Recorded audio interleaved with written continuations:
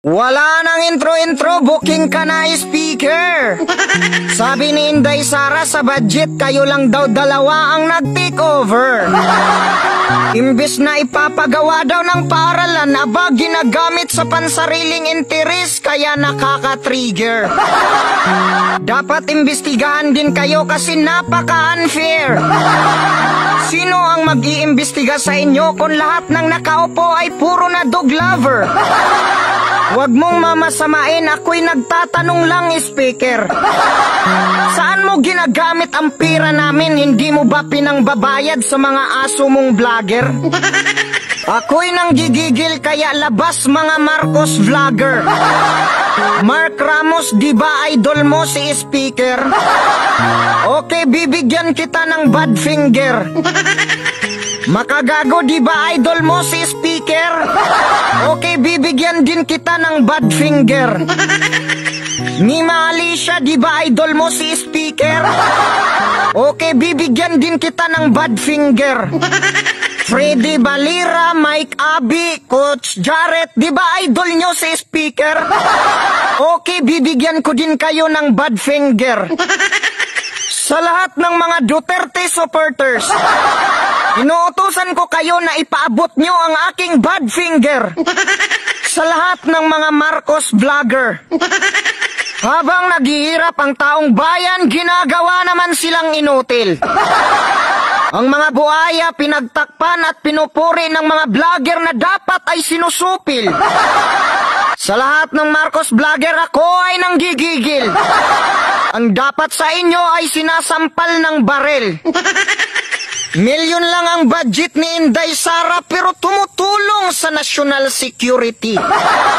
Nagbibigay ng budget para sa insurgency na pinabayaan ng ating mahal na presidente. Kayo, ano ang ginagawa ng bilyon-bilyon ninyo? Hindi nyo nga may pagpatuloy ang build ni Duterte. Hindi ko alam kung kayo ay mabuti sapagkat hindi ako sure.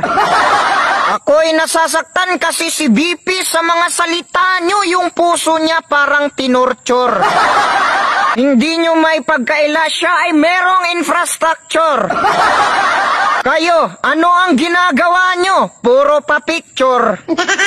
Hindi ko ibig na ang mga Pilipino ay mahahati.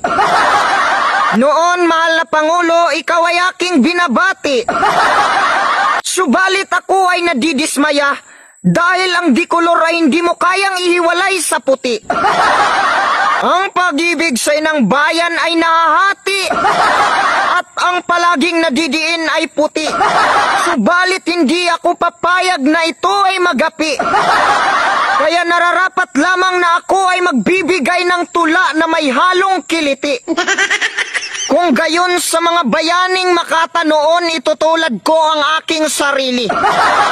Kahit marami ang uusig, gagawin ko ito sapagkat ito ang simbolo ng hindi pagiging makasarili. Sa bayan ko, hindi ito ang aking minimiti. Subalit napakaraming taksil sa ating lahi. Ipinagkanulo ang makabayang pinili. Pusong kasing tigas ng bato na hindi mo mawari sapagkat maraming taong mapagkunwari. Karangalan kong ipagtanggol ka sapagkat ikaw ay tunay na kakampi. Tayo'y naglilingkod, nagmamahal at hindi nang aapi. Maraming nabubulag sa katotohanan at tila naging pipi. Kailanman hindi ako luluhod sa kapangyarihan na ang iniisip ay pang sarili. Marami man sa'yo ang pumupuri. Subalit katulad ng sinasabi ko, hindi ako plastik at hindi mapagkunwari.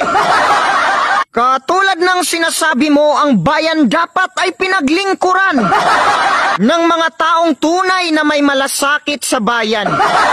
Katulad ng iyong pagmamahal at malasakit, kami ay magiging sayo hanggang kamatayan. Kaya't mabuhay ka, ikaw ang tunay na may malasakit sa inang bayan. Ang bayan ko'y tanging ikaw, Pilipinas kong mahal, ang puso